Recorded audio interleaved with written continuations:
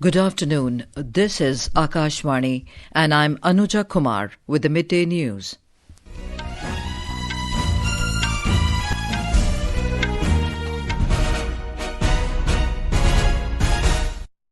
The headlines. Lok Sabha and Rajya Sabha adjourned for the day following ruckus by opposition over various issues. President Droupadi Murmu arrives in Coimbatore on the first leg of her visit to Tamil Nadu. Government launches national campaign Vivah, Mukt, Bharat in New Delhi. Deep depression over southwest Bay of Bengal progresses to develop into a cyclonic storm Fengal by this evening. IMD issues red alert for rain in Tamil Nadu, Puducherry and Andhra Pradesh. Ceasefire between Israel and Hezbollah in Lebanon comes into effect.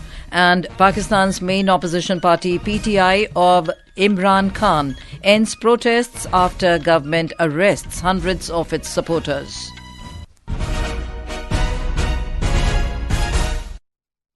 And now the news in detail. Both houses of parliament have been adjourned for the day following a ruckus by the opposition over various issues, including alleged bribery charges against a prominent business group. When the Rajya Sabha began its proceedings this morning, Chairman Jagdeep Dhankar rejected the adjournment notices under Rule 267 given by the opposition MPs on alleged bribery charges against a prominent business group, Manipur violence and violence in UP's Sambhal. He emphasized that Rajya Sabha needs to follow the established tradition of obeying the direction of the chair. I would appeal to the members of this House, this being a historic day, the very first day of the fourth quarter of the century of adoption of the Indian Constitution. Let us raise the productivity bar. Let us generate an atmosphere that we exemplify by discussion, dialogue, deliberation and adherence to rules. All these issues, honourable members, there will be occasion to raise in accordance with rules. Since there is a provision in the rules to raise these issues in one form or the other by motions that are provided, these notices are being declined. Opposition members created noisy scenes in the House leading to the adjournment till 11:30. When the House reassembled, opposition members and others continued to raise the issues, forcing the adjournment of the House for the day. In the Lok Sabha, when the lower house met after the first adjournment at 12 noon, opposition members from Congress, Samajwadi Party, DMK, TMC and others trooped into the well, raising slogans over same issues. The presiding officer repeatedly urged for order in the House, but they continued with their protest. This forced the adjournment of the House for the day. The government today informed the Lok Sabha that over 80 crore people in the country have been covered under the Pradhan Mantri Garib Kalyan Ann Yojana, as against the intended coverage of 81.67 crores. In a written reply in the lower house, the Minister of State for Consumer Affairs, Food and Public Distribution, Neemu Bain Banbhania, clarified that no survey has been conducted to continue the Yojana for the next 5 years. She said, however, in order to remove the financial burden of the poor beneficiaries, the period for distribution of free of cost food grains has been extended for further 5 years from January this year. Information and Broadcasting Minister Ashwini Vaishnaw has said that the existing laws need to be strengthened further to check vulgar contents on the social media. Replying to supplementaries in the Lok Sabha today, Mr. Vaishnaw said, today, social media is a very big medium of freedom of the press on one hand, but due to the absence of editorial check in social media, many types of vulgar content are also displayed.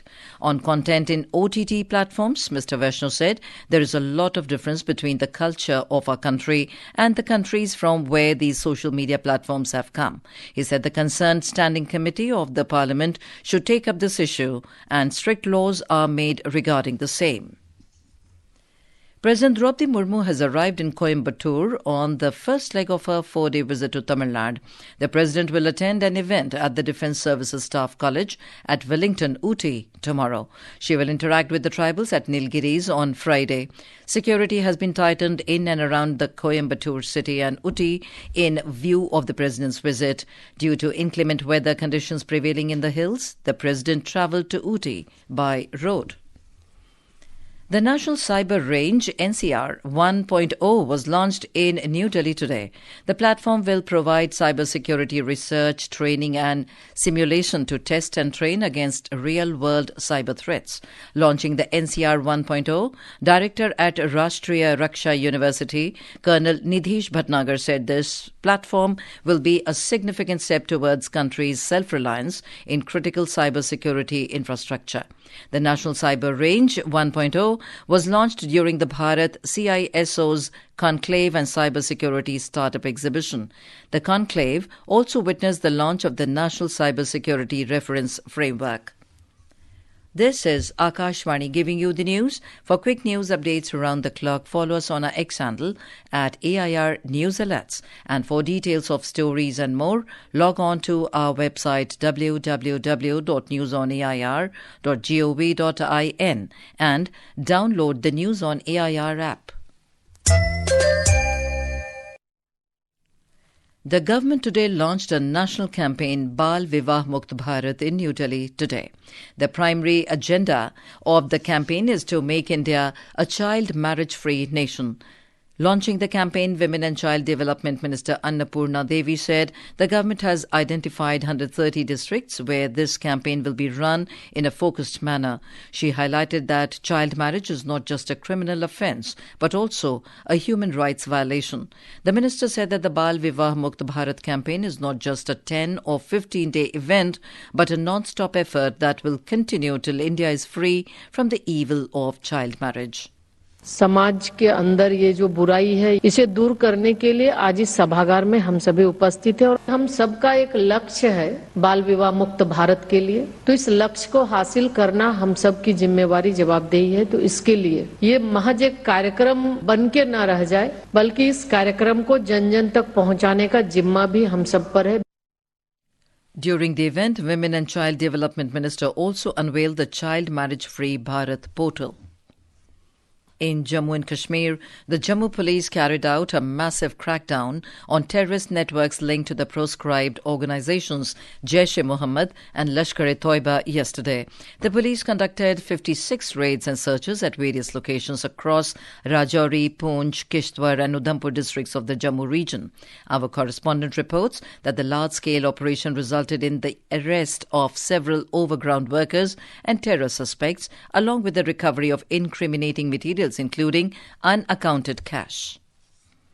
A historic ceasefire between Israel and Hezbollah came into effect at 7:30 a.m. IST today, following months of intense conflict that claimed thousands of lives. The agreement, brokered with significant U.S. involvement, marks a potential turning point in the 14-month-old war. The truce's implementation comes after the heaviest Israeli airstrikes on Beirut since the conflict escalated in the late September, including unprecedented strikes in the city's center. By 10:30 a.m. IST, no violations of the ceasefire had been reported, with only celebratory gunfire echoing through Beirut's southern suburbs. Despite warnings from the Israeli military against civilian movement, Lebanese roads leading south witnessed heavy traffic as displaced residents attempted to return home. The Israeli Defense Forces, IDF, maintained their positions in southern Lebanon, with spokesperson Avichai Adrai explicitly warning civilians against approaching evacuated villages or military positions. In Pakistan, the main opposition party, Pakistan Tehreek-e-Insaf on Imran Khan, today ended its protest in the capital city, Islamabad, after the government arrested hundreds of its supporters in an overnight crackdown following 2 days of deadly demonstrations. According to a statement by the Interior Ministry this morning, the top leaders of party, including party head Imran Khan's wife Bushra Bibi and Ali Amin Gandapur, escaped from the area. Yesterday, thousands of protesters led by Khan's wife, Bushra Bibi, gathered in the city centre. They broke through multiple security lines and reached the Red Zone, the country's most sensitive area, which houses key government buildings. The deep depression over the southwest Bay of Bengal is progressing to develop into a cyclonic storm Fengal by this evening. It was lying about 590 kilometers south-southeast of Chennai. The system is likely to continue to move north-northwestwards and intensify during the next 12 hours. It will continue to move towards the Tamil Nadu coast and Sri Lankan coast during the next 48 hours. Talking to Akashvani News, senior scientist in IMD R.K. Jenamani said heavy to very heavy rainfall is also likely over coastal Andhra Pradesh.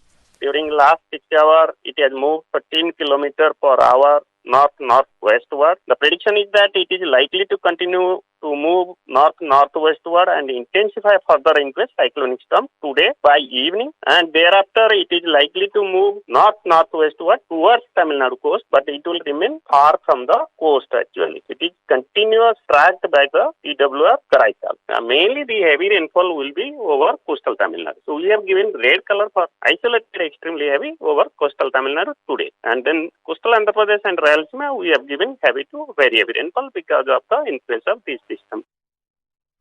Our Chennai correspondent reports that fishermen have been advised not to venture into sea.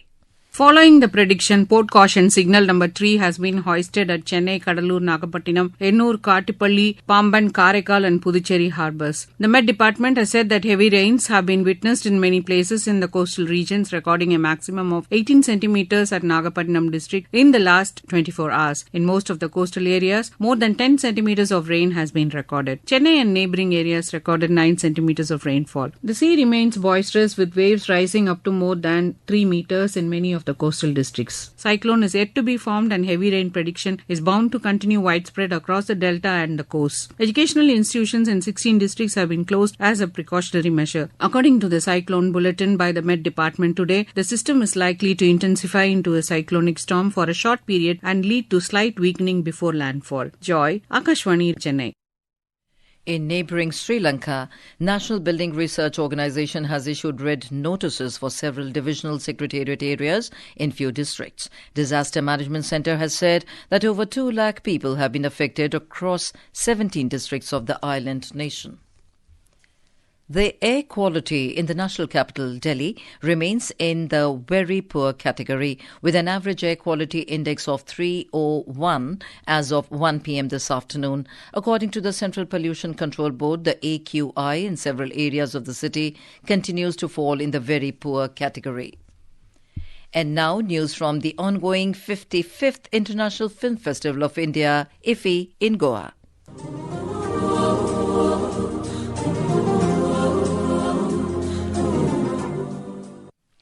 Today at the film festival, a centenary celebration titled The Spectrum and the Soul honoured the iconic Tapan Sinha, highlighting his diverse filmography, distinctive storytelling and invaluable contributions to Indian cinema.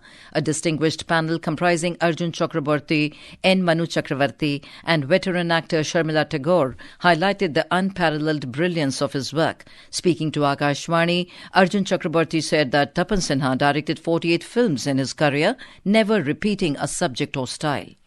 I was mesmerized by his, the way he would pick up his subject, the way he would pick up his actors and the way he would deal with them. The dealing was very soft, very underlined, but everything was so...